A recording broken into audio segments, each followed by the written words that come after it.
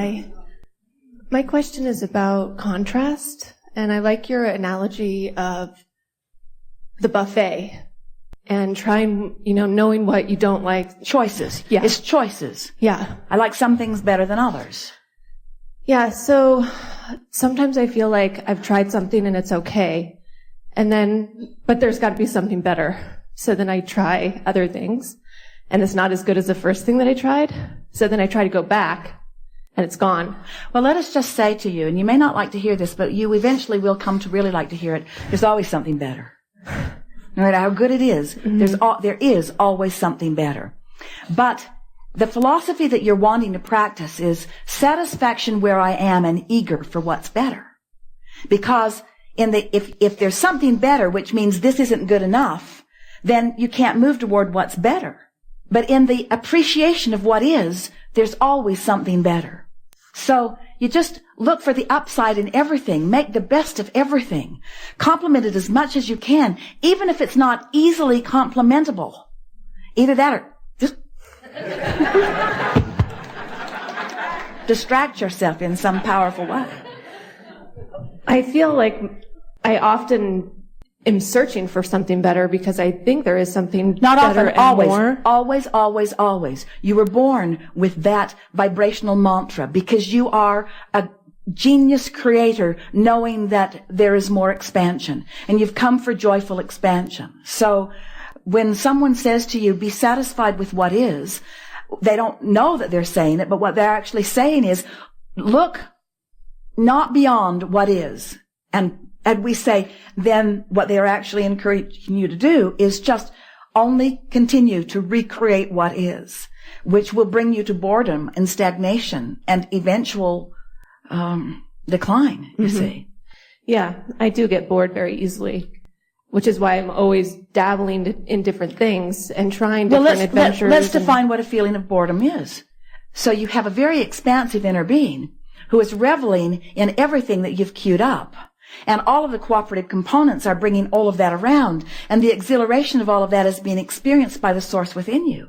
If in some moment you're so repeatedly focused upon what is that you're not allowing yourself vibrational access to this, the feeling of boredom that you get, what it is, it's differing opinion. Source is exhilarated and you are not. That's all it means.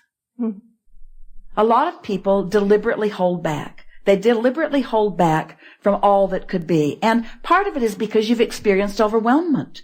In other words, you're really trying to maintain the balance of your vibration. And we are really encouragers of maintaining in other words, we don't want you to be bored and we don't want you to be overwhelmed. We want you to be satisfied and eager. Mm-hmm. But if you're satisfied,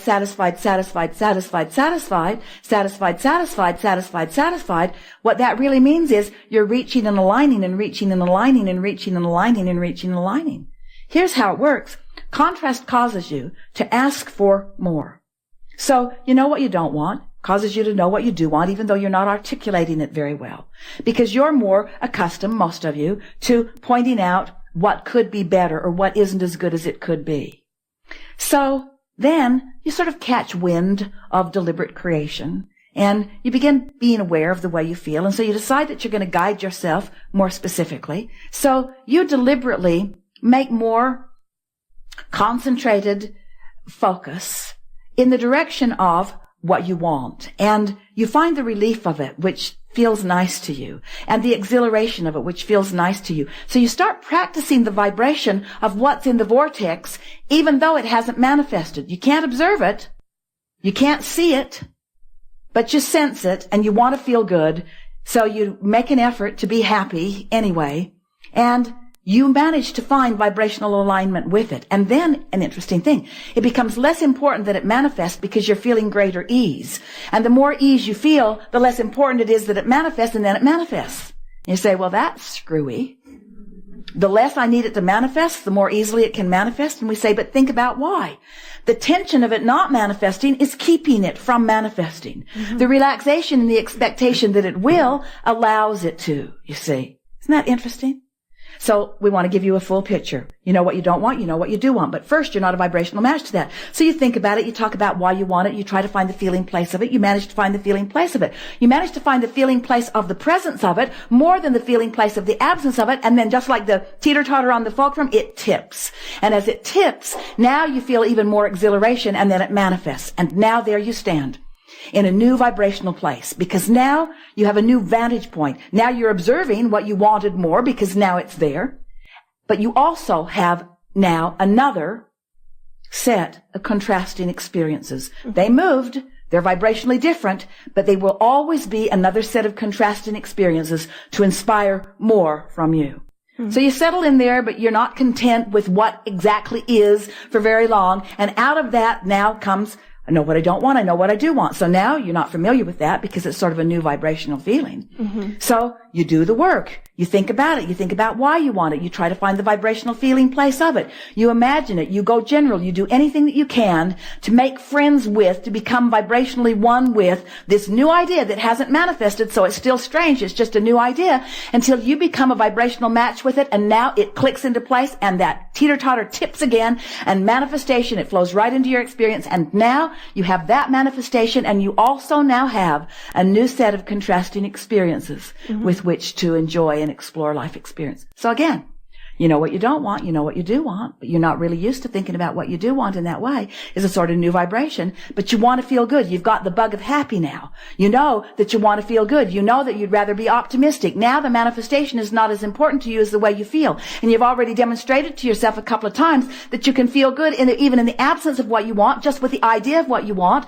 So you find vibrational alignment with it because now you want to be happy just because you want to be happy. So now it was easier this time because there was less to overcome. And so now it manifests, and now you observe it and you feel better, and a new set of contrasting experiences come. You know what you don't want, you know what you do want, and so you know what you do want, and there it is, and it's a little weird, but not that weird. It's not as weird as it was weird before, because now you're starting to trust in your ability to manifest things. Now you believe in the process. Now you trust the laws. Now you've convinced yourself life is supposed to be good for you, and you think, why not? That came, that came, that came, that came, that came. Why not this? You begin to understand that it's not big things and little things. It's just aligned things and not aligned things. It's just my focusing upon what I want or my not focusing on what I want. No difference between a castle and a button. If you want it, they are equally easy to accomplish. They are equally easy to accomplish, you see. It's just that more of you are more likely to focus on the castle than the button, and more of you are more likely to focus on the difficulty of accomplishing the castle than the button. That was very clear, wasn't it? Yeah. So how do you deal with regrets if you want to go back? And we wouldn't. Regret is wasted now. Regret is, I've decided in this moment in time to focus in a way that my inner being wouldn't join me. I've decided to dig up something that is so vibrationally distorted and far away from who I have really become and who my inner being is that there's no possible way that I'll even feel a hint of my inner being while I focus upon this regret. And I will club myself about the head and neck with it until I fall asleep. And when I fall asleep, I'm going to waken in an improved vibrational state to some degree, with maybe a better ability to focus. We would spend not one moment regretting anything for a number of reasons. First of all, every one of you did the best that you knew to do in the moment. Not one of you deliberately did something in order to cause distortion in your vibration and to mess up your life experience. If anyone has ever done anything that looks like it was harmful to another, that was not their main motive. They were not trying to harm another. They were just distorted in their vibrational discord, in the disallowing of the well-being that was natural to them. Children throw tantrums pretty easily, and adults do too. And we don't think it's a bad thing. We think a tantrum is sort of appropriate because you're supposed to feel really good. And when you don't, something is off, you see. And so, but regretting a moment of offness is wasted time. Just get on. Regretting being misaligned? Why would you do that when you have the ability to get into alignment now if you want to? If you've decided that you want to be happy, and you can, you see. Okay. You have the ability to focus, and you have the ability to feel. You have the ability to sense your relationship with the other vibrational part of you. We didn't speak that as clearly today as we have because we can feel the bleeding edgeness of this crowd. But it is really worth acknowledging that You were source energy before you came into this body, and that's a high-flying energy. And when you came into this body and began exploring the details, the specific details, you did take a dip in your vibration, but you knew you would. You came to do that because you knew the value of the contrast. And you knew that you had the ability to reclaim that high-flying frequency. So you said, I'm willing to go forth and explore the variety in order to come to new conclusions. And there's really no risk because the source within me is going to stay right up to speed with every new idea that is born. So source is staying up to speed with every new idea that is born. There is a collective consciousness vortex that includes everything that everyone has ever wanted. And there is your specific vortex that you have carved out. And your inner being stands in vibrational alignment with that, you see. So as you move through your day and you keep adding more to your vortex, you really owe it to yourself, if you want to feel good, to do your best to stay up to speed with your ever-expanding self. And that's the part that people don't understand. They don't realize that every day they're going to become more. And if you're not aware that you have become more, and understand that you can reach for the allowance of that moreness by reaching for thoughts that feel good to you, then chances are you're like a lot of people who are just looking, observing what's going on around you and not keeping up with your own expansion. That's why the younger you are, the more delightful you are to yourself and to others. Because you have picked up less baggage that you're using as your excuse to not keep up with who you are.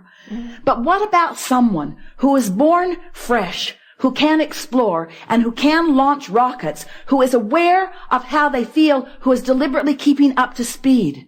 Wouldn't you just love to be that person? And you know there's not a reason in the world for you not to be, now that you know what you now know. If you have believed even a fraction of what we've said to you today, if you believe that you are vibration, and if you believe that the larger part of you is calling you homeward toward that aligned energy, and if you believe that your emotions are your indicator of where you stand in that journey, then there is never a reason for you to feel regret. Regret is a long practiced discordant vibration, you see.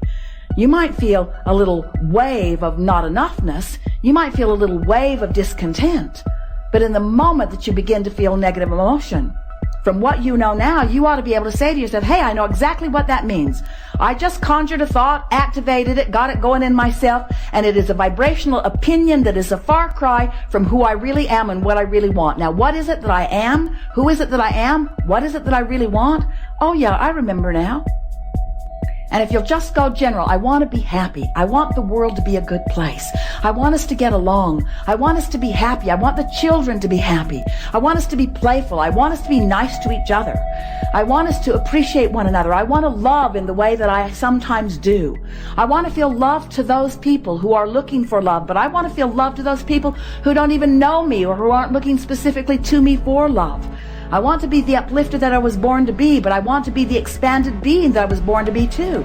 I want to keep expanding. I want to keep exploring. I want contrast to feel good to me. I want there to be lots of choices. I want to become a better and better chooser. But I want to know that it doesn't matter what I choose and I can always get back. It doesn't matter if I lose my alignment. I want to know that I can reclaim my alignment. I want others to know it too. I want us to be more playful with each other. I want us to be better to each other. I want us to be nicer to each other. I want us to be more of who we are as we interact with each other. I want us all to claim the heritage that we felt when we made the decision to come. I know that every one of us came with the intention of feeling good and being of value and feeling the upliftment of this time-space reality. I want to be more like the beasts who know the well-being.